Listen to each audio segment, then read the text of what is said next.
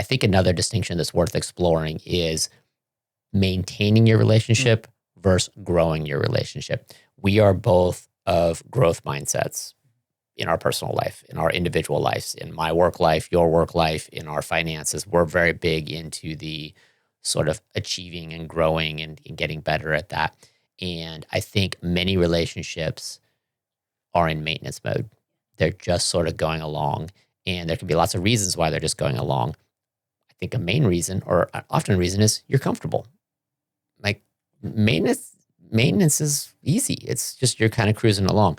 Growth can be challenging and difficult. So let's talk a little bit about the difference in general between maintenance and growth in your relationship and how we sort of navigated that. Have we done it intentionally, or have we stumbled into it?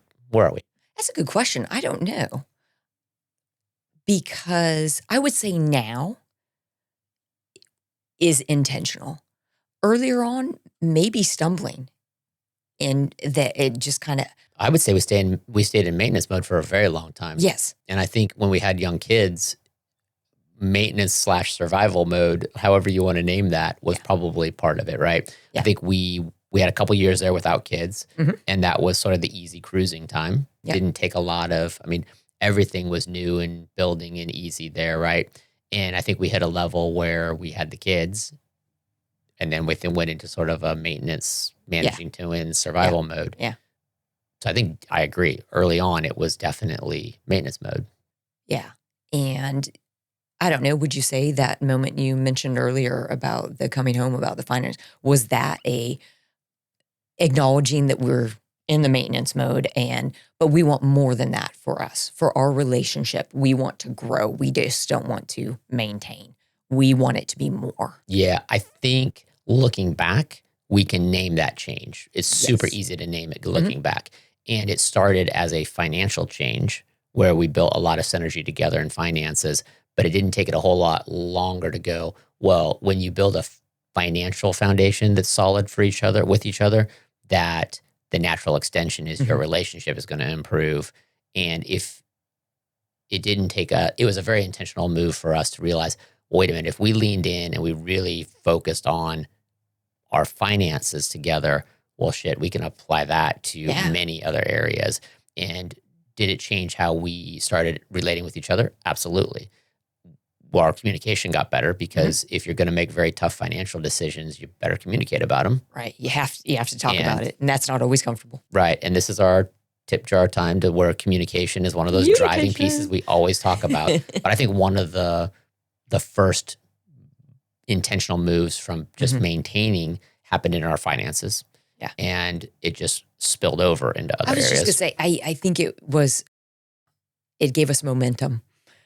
We identified that as something we wanted to do. We started work on it. It was working, right? At least at first, I might not have been 100% on board.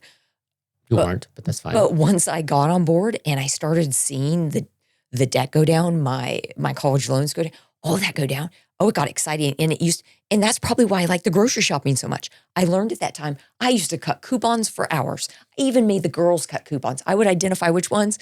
And, kindergarten, right? They give them scissors. They teach them how to practice scissors. Right. I don't even know if kids need scissors today, but how are you going to cut your coupons if you didn't have your scissor skills? So. Right, exactly. And so that gave us, I believe that was the starting point to, well, what else, could be. Things are good, but could they be better? And what else would we like to work on? And then I think for us, another time that we really got rewarded for having leaned in was both our daughters have muscular dystrophy. We went through a very arduous sort of medical diagnosis time when the girls were 13. So we're talking about 13 years ago now. So that's 17, 18 years into the marriage. So we're probably 4 or 5 years, 3 or 4 years into our journey of let's fix our finances, let's get more intentional. I think we were in a much better relational position after that 5 years of focus, that when the medical stuff came, we were solid and it gave us the ability to focus on the family crisis and not focus on a relational crisis or a financial crisis at the same time. So we got rewarded for having done that. And I think now, again, it's easy to name it looking back. Mhm. And I think a lot of people don't even realize that they're just coasting in a maintenance period. Right. And if you have that epiphany and you have that success and that movement, it sort of gets a little addictive and you want to push Mhm. it into other areas. Right. And I think that's what it is. So I don't think a lot of people feel that, but hopefully they get traction in one of those areas. And once you do, then you can Yeah. put that in others. Yeah. But I know enough people that I've seen in my practice that don't realize there's another level, that you hit maintenance, hey, things are pretty good. And that's where they kind of stop, not realizing that there's a whole nother level if you go for growth in addition to that Yeah. maintenance.